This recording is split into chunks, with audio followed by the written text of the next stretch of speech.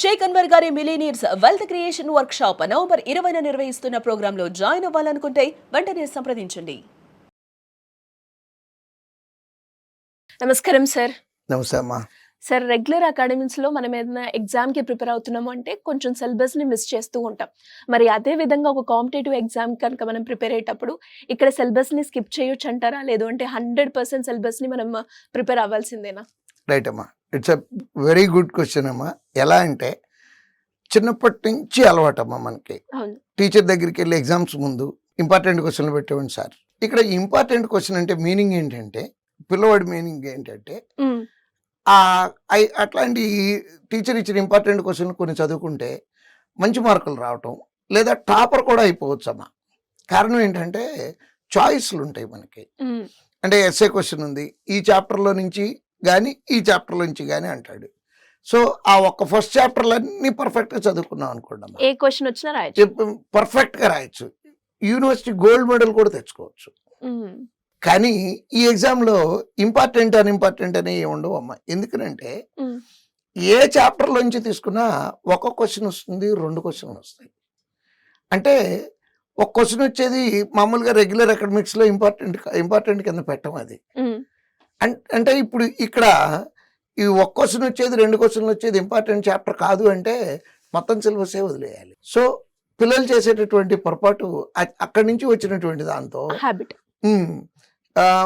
Sir exams దగ్గరికి వస్తున్నాయి, ఏ chapter prepare అయితే బాగుంటుంది, ఇంపార్టెంట్ క్వశ్చన్లు చెప్పరా, అసలు అట్లాంటిది ఉండదమ్మా.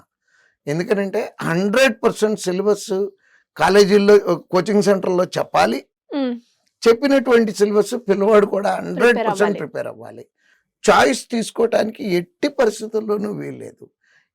ఎందుకనంటే ఆ ఒక్క చాప్టర్లో వచ్చినటువంటి ఆ ఒక్క బిట్టు వాడి రిజల్ట్ మొత్తాన్ని ఎఫెక్ట్ చేయొచ్చు. ఇప్పుడు కాలేజీలో చదువుకునేటప్పుడు 100 మార్క్స్ కనుక్కున్నాం, 99 వచ్చినాయి అనుకోండి, డిఫరెన్స్ ఏం రాదు. టాపర్గా మిస్ అవ్వచ్చేమో కానీ 100 మిస్ అయ్యామని ఫీలే కానీ నథింగ్ విల్ హ్యాపెన్, నష్టం ఏమి జరగదు. అదే ఈ కాంపిటేటివ్ ఎగ్జామ్లో అనుకోండి అమ్మా, 1 మార్క్ కాదు 0.25 మార్క్స్ కొన్ని వేల మంది ఉద్యోగాలు పోగొడుతుంది. కాంపిటేటివ్ ఎస్, మార్క్ కాదమ్మా, 0.25 ప్లే చేసేస్తుంది. సో ఆ 0.25 సెలెక్ట్ అయిన వాడికి, అయిన వాళ్ళలో లాస్ట్ వాడికి, అవని వాళ్ళలో ఫస్ట్ వాడికి డిఫరెన్స్ 0.25 ఎక్కువ మార్కులు ఉండవు. 10 మార్కులు 20 మార్కులు ఉండవు అసలు అక్కడ. ఓన్లీ జస్ట్ అంటే ఆ నైఫ్ ఎడ్జ్ లాగానే ఉంటుంది అది. అది రాకూడదు అంటే 100% సిలబస్ చదివి తీరాల్సిందే. ఏ సబ్జెక్ట్ అయినా సరే, ఈ సబ్జెక్ట్లోనా ఆ సబ్జెక్ట్లోనా దాంట్లోనా, ఆల్ సబ్జెక్ట్స్ 100% సిలబస్ చదివితేనే కాంపిటేటివ్ ఎగ్జామ్లో సక్సెస్ అవుతారు. అంటే సార్, ఇప్పుడు మీరు అన్నట్టుగానే కాంపిటేటివ్ ఎగ్జామ్కి ప్రిపేర్ అవుతున్నామంటే దాని మీద టైం ఇన్వెస్ట్ చేయాలి అని చెప్తారు. అంటే చాలా మంది కూడా ఇంతసేపు చదివినాం కానీ రిజల్ట్ రాలేదు అని అంటూ ఉంటారు కదా.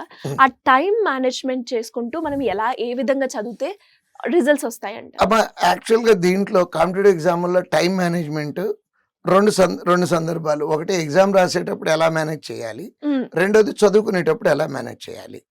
ఎగ్జామ్ రాసేటప్పుడు అనేది ఇంకో టాపిక్గా మాట్లాడుకుందాం, బట్ ఈ చదువుకునేటప్పుడు ఎలా చదువుకోవాలి. సో సొంతగా చదువుకున్నా లేదా ఏదైనా కోచింగ్ సెంటర్కి వెళ్ళినా సరే, ఫస్ట్ ఒక సిలబస్ అంటూ ఉంది దానికి. ఆ సిలబస్లో ప్రతి చాప్టరు థరోగా చేసుకురావాలి. అంటే ఫస్ట్ చేయాల్సింది టైం గురించి ఆలోచించకూడదమ్మా, యాక్యురసీ గురించి ఆలోచించాలి. అంటే కాన్సెప్ట్ పర్ఫెక్ట్గా నేర్చుకోవాలి. అంటే ఇక్కడ కాంపిటేటివ్ ఎగ్జామ్కి కావాల్సింది 2 విషయాలు, స్పీడ్ ఒకటి, యాక్యురసీ ఒకటి. ముందు యాక్యురసీనే మీదే ఫోకస్ పెట్టాలి. అంటే 100 బిట్లు ఉంటే 100 చేయటం రావాలి అనుకొని సబ్జెక్ట్ నేర్చుకోవాలి.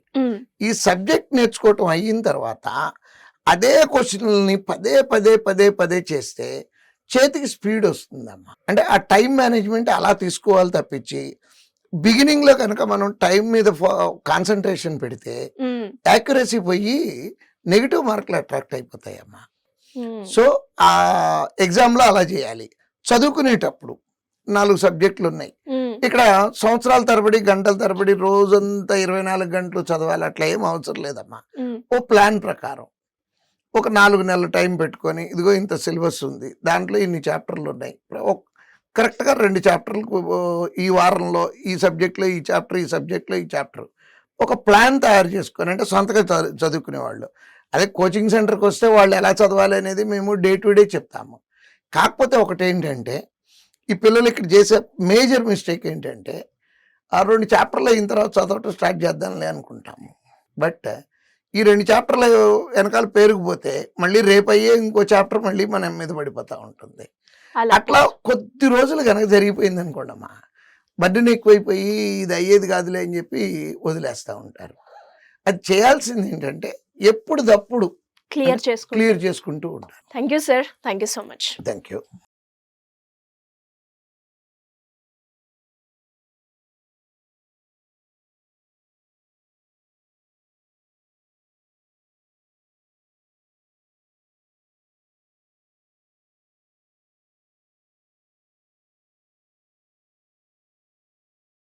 సుమన్ టీవీలో మీ పర్సనల్ అండ్ బిజినెస్ ప్రమోషన్స్ కోసం కింది నెంబర్కి కాంటాక్ట్ చేయండి.